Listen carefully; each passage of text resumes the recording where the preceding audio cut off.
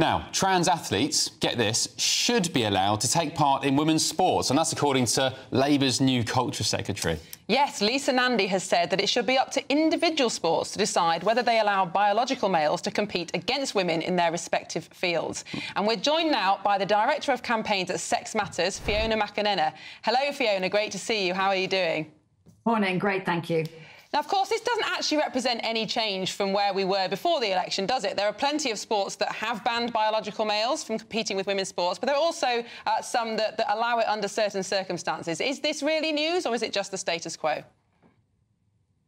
I think it's a sign of the times that we have to be grateful to hear the Secretary of State confirm that she thinks that biology matters in sport. It's a sorry state of affairs, but that's where we are. It's the essential starting point.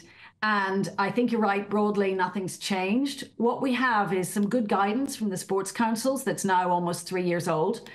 And for some reason, many sports are still waiting. They claim they're reviewing, or they, for whatever reason, have not been able to publish a new policy. And so we still have dozens of sports across the UK where there are male competitors in women's competitions, in women's changing rooms. It's a major deterrent for a lot of women and girls. But as I say, it's good to see that she has at least acknowledged that biology matters.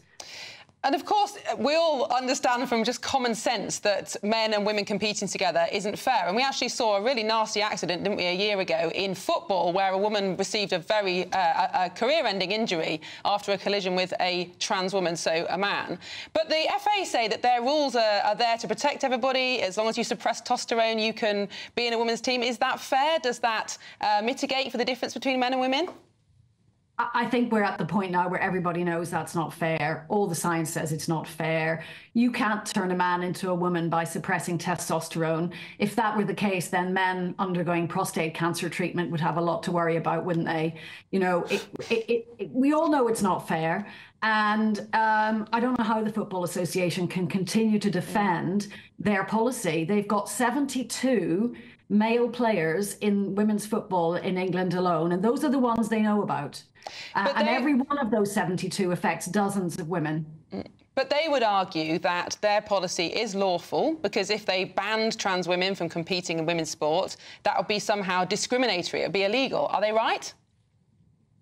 Well, their policy may be lawful, but the alternative policy would also be lawful. So they are allowed to segregate sport on the basis of sex, and that means biological sex. There is no other kind of sex. So they have a choice, and they have chosen not to restore fairness for women and girls. So they talk a lot about how they're promoting women's sport and growing the women's game.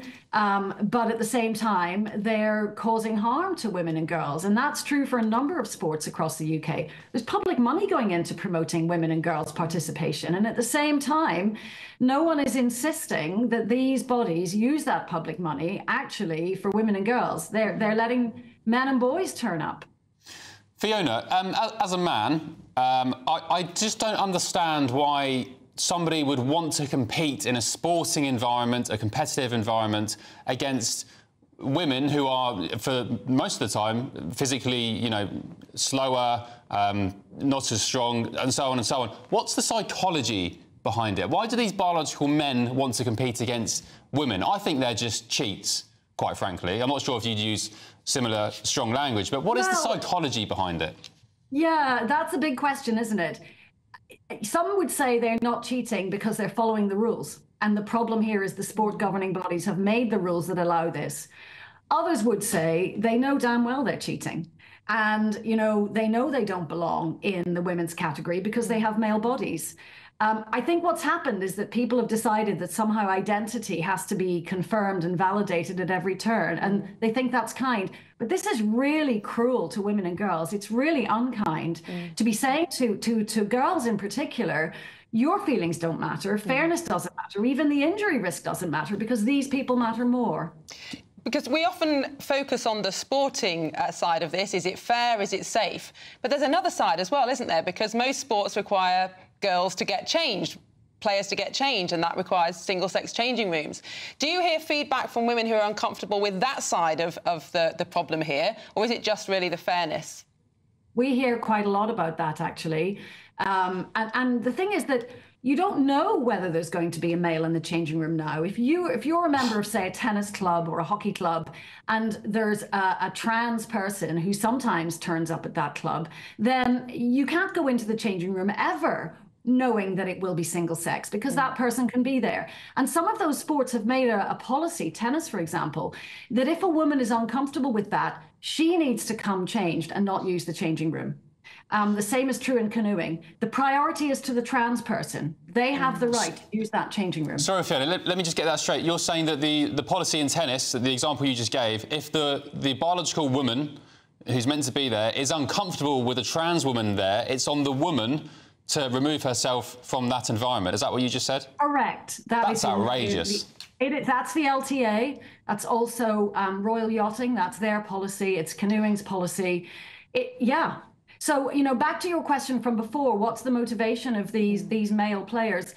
I don't know. There's probably a wide range of motivations, but I would say the motivation doesn't matter, because if I walk into that changing room and there's a man in there, I don't know what his motivation is.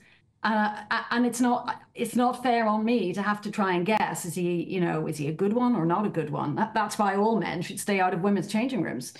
So do we need to change the law? Does the law allow sports to be single-sex, or would we actually need to amend the law to make sure all sporting bodies followed a single-sex rule? Well, the Equality and Human Rights Commission has said that the law allows sex-based sport, and indeed that single-sex exceptions for changing rooms are also lawful. So they have said you can do this, and they're waiting for sports to do it. I think what's painful here is why we're all having to wait, and why we're waiting so long. And I really would love to see the new Secretary of State take a firmer line. We would love to tell her some of the stories we're hearing, because it's pretty shocking. But as you know, women and girls largely are afraid to talk about this. Yes. So it's a somewhat underreported problem. Thank you, Fiona. We're going to have to leave it there, but very much appreciate your time.